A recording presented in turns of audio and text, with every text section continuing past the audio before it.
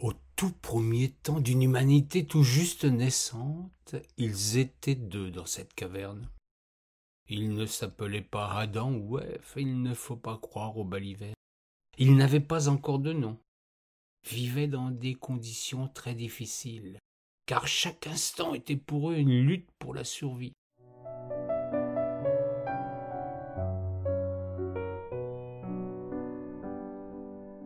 L'homme était rude, violent par nécessité ou facilité. Toujours aux aguets, souvent prompt à frapper sa femme pour obtenir d'elle ce qu'il désirait sans partage.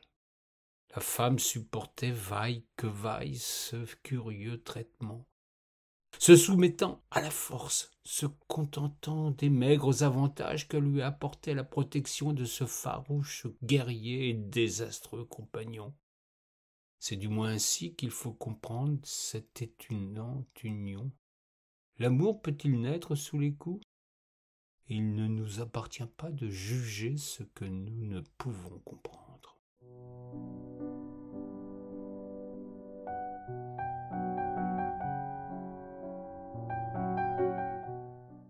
Toujours est-il que la femme subissait courageusement les étreintes rapides, brutales, sauvages de celui qui partageait sa couche. C'est ainsi qu'elle sentit une transformation dans son corps, une présence discrète, un souffle de vie qui n'était pas le sien.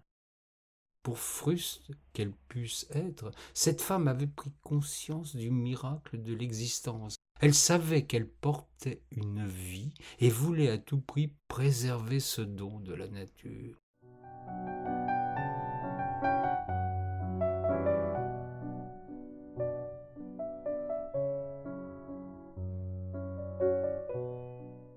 Comment faire pour échapper au coup que son tyran ne manquait pas de lui donner en rentrant de la chasse? Son tourmenteur transcendait ses peurs en portant la main sur celle qui l'attendait dans le secret de la caverne. Cette marque de faiblesse lui permettrait de se montrer courageux face aux fauves et aux menaces de la chasse. Ne lui jetons pas la pierre. Les temps étaient impitoyables alors.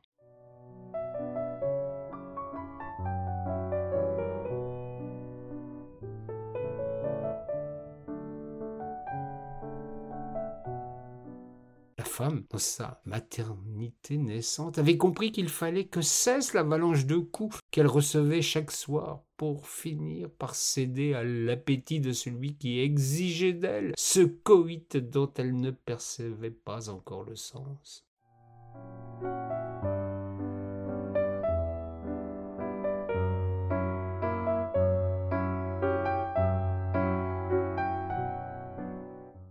Elle entendait alors son homme émettre de drôles de bruits quand il prenait plaisir à se vider en elle. Elle se dit qu'il y avait là matière à une expression plus élaborée, moins bestiale. Elle s'entraîna seule à maîtriser ces bruits, à les moduler, à les rendre plus doux et plus précis. Dans sa solitude, durant les longues parties de chasse de son partenaire, elle composa petit à petit une suite de modulations auxquelles elle attribua un sens. La femme qui portait la vie engendra la parole.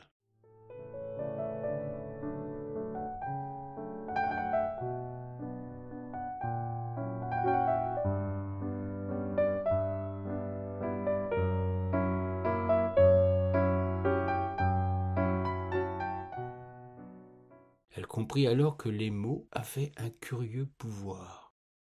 Ils arrêtaient la main de celui qui devenait enfin son partenaire. Ils l'intriguaient, lui donnaient une attitude plus douce, plus humaine. Le chasseur cherchait à comprendre, se concentrait sur ces curieux sons qui émanaient de sa compagne. Il essayait de l'imiter. Bien vite, il apprit à reproduire ces quelques mots qui prirent sens pour eux deux. L'homme devint alors tendre et caressant. Il cessa de frapper et à chaque fois qu'il entrait, Il tentait d'expliquer sa journée de chasse avec quelques sons qui décrivaient un animal, une sensation, un paysage. Tous deux, dans le secret de la caverne, étaient en train de créer la première langue. Une langue sommaire, une langue sans grammaire, mais une langue qui donnait la vie et la transmettait.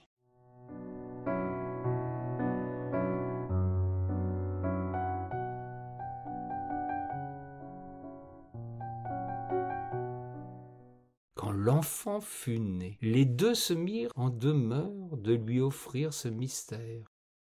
L'enfant apprit vite. Il aima ce dialogue.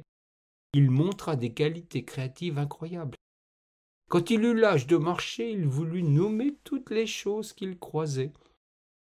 Ses parents durent faire beaucoup d'efforts de mémorisation pour suivre cet enfant qui parlait.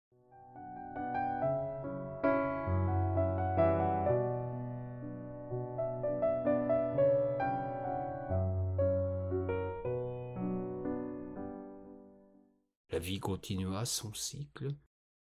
D'autres humains imitèrent cette famille. La vie sociale put voir le jour. Les mots avaient pris la place des conflits. Bientôt il se trouva des individus capables de raconter des histoires. Les mots s'assemblaient, ils prenaient tournure et sens, ils vivaient leur propre existence. La langue cessa simplement de nommer les choses. Elle exprima des notions plus complexes, plus secrètes, plus intimes. Elle permit de vivre en société et de s'inventer une légende. Les langues se répandirent de par le monde. Elles se multiplièrent, se diversifièrent, s'enrichirent de 1001 nuances. Elles portaient des mythes, des croyances, des rêves. Elles permettaient de s'aimer ou de s'aider. Elles assuraient un lien merveilleux pour vivre ensemble.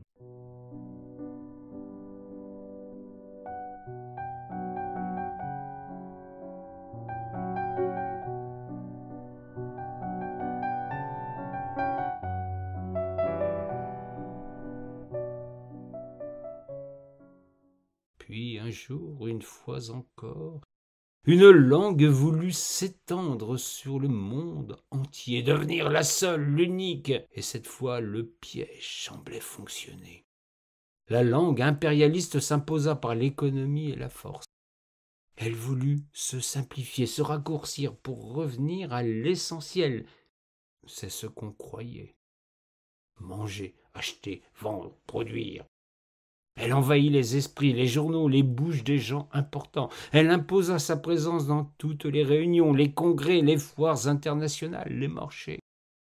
Les humains se firent le véhicule de toutes les bassesses, les mesquineries, les désirs de puissance et de domination.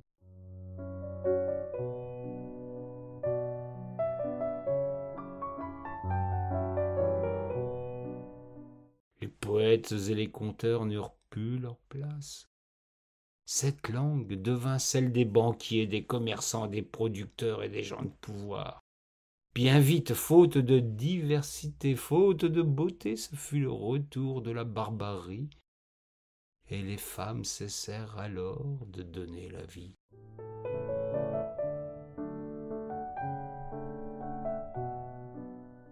C'est alors que quelques personnes se dressèrent contre cette insidieuse invasion.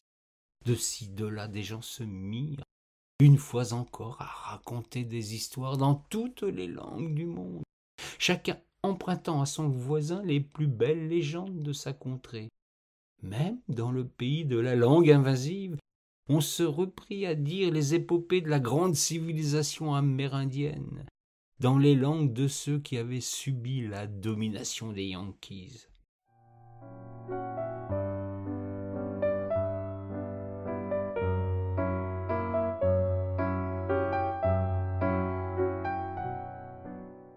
C'est la multiplication des langues qui favorise l'harmonie et la diversité.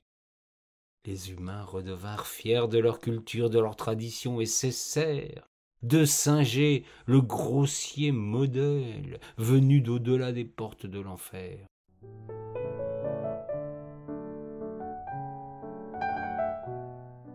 Les enfants naquirent à nouveau et grandirent désormais avec des comptines d'antan, des mythes fondateurs et des contes du terroir.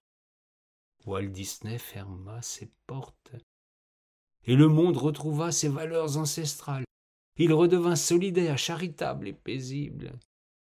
Le système capitaliste en mourant sauva l'humanité d'une mort presque certaine.